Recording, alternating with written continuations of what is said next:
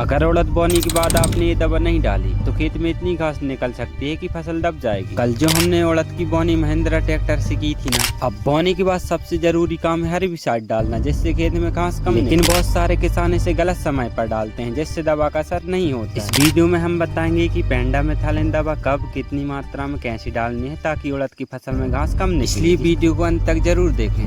राम राम किसान भाइयों, स्वागत है आपका फिर से एक नई वीडियो के साथ। दोस्तों, आज हमारी बोनी कंप्लीट हो चुकी है और जैसे कि आप जानते हैं उड़द की फसल में खरपतवार कचरा सबसे बड़ी समस्या होती है। और आज हम बोनी के तुरंत बाद इसमें भारत सर्टिस की क्लीन गार्ड का इस्तेमाल कर रहे हैं। इस वीडियो में हम देखेंगे कि इसे कैसे डालना है और स्प्रिंकलर चलाने से क्या फ़ायदा होगा। भाइयों, क्लीन गार्ड में पेंडामेथालिन 38.7% CS फार्मूला होता है। इसे प्री इमरजेंसी हर्बिसाइड कहते हैं, यानी फसल और कचरा उगाने से पहले ही इसे डालना होता है। हम अभी पंप से स्प्रे कर रहे हैं, तो सबसे पहले हम इस दवाई को पंप में डाल देते हैं। और ये समथिंग 700 ml की बोतल है क्लीन गार्ड की, तो इसको हम समथिंग 6 से 7 पंप में यूज करने वाले हैं, जिससे पूरे खेत में दवा प्रॉपर तरीके से फैल जाए।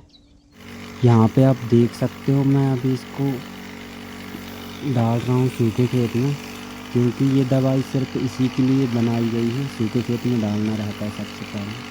और स्प्रे के ठीक बाद हम स्प्रिंकलर सिस्टम चालू कर देते हैं। आप देख सकते हो यहाँ पे, इससे दवा मिट्टी में गहराई तक बैठ जाएगी और एक ऐसी परत बनेगी, मतलब लेयर, एक ऐसी लेयर बना देगी जिससे कचरे के बीज बाहर ही नहीं निकल पाएंगे।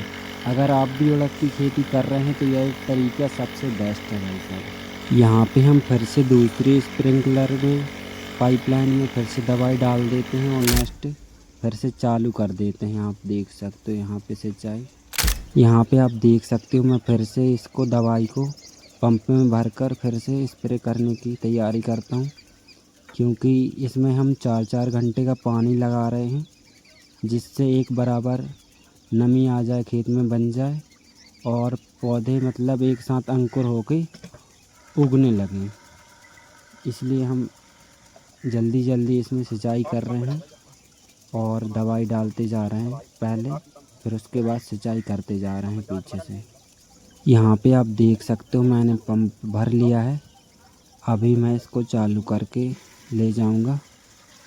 अभी हम इसको फिर से स्प्रे कर देते हैं खेत में, जिससे दूसरी पाइपलाइन चेंज करके यहाँ पे चलाने के लिए तैयारी हो जाए।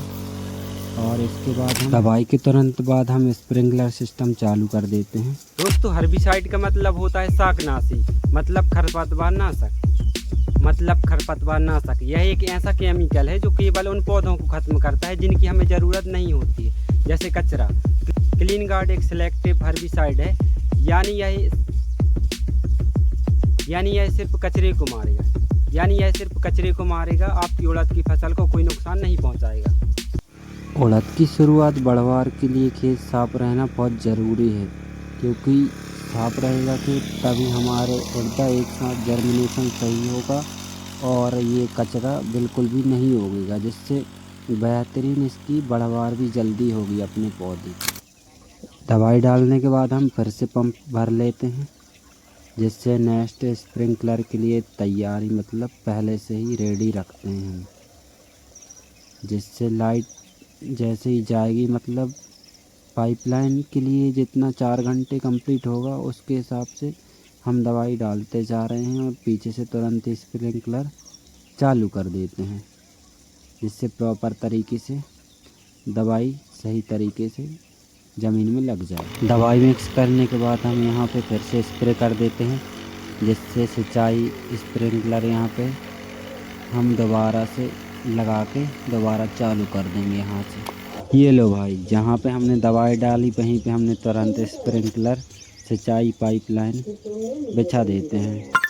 दोस्तों, सिंचाई तो हो चुकी है हमारी कंप्लीट। अगले पार्ट में हम देखेंगे एक वीक बाद का लाइव रिजल्ट।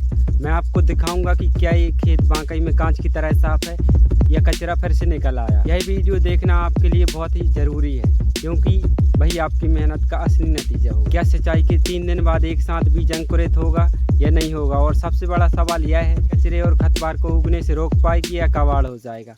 ये है अपनी फर्स्ट स्प्रिंकलर, आप देख सकते हो। ये हमने 10 तारीख को चालू की थी। ये रही सेकंड वाली, और इसके बाद नेक्स्ट ये रही थर्ड वाली, और इसके बाद ये रही फोर्थ वाली, और इसके बाद ये रही फिफ्थ वाली अपनी 5वीं पाइपलाइन, ये रही 6, और इसके बाद आती है लास्ट। 10 तारीख को हमने फर्स्ट स्प्रिंकलर स्टार्ट किया था, और ये रही लास्ट आज 14 तारीख को। मतलब 4 दिन में पूरा खेत सिंचाई से पूरा कंप्लीट हो चुका है।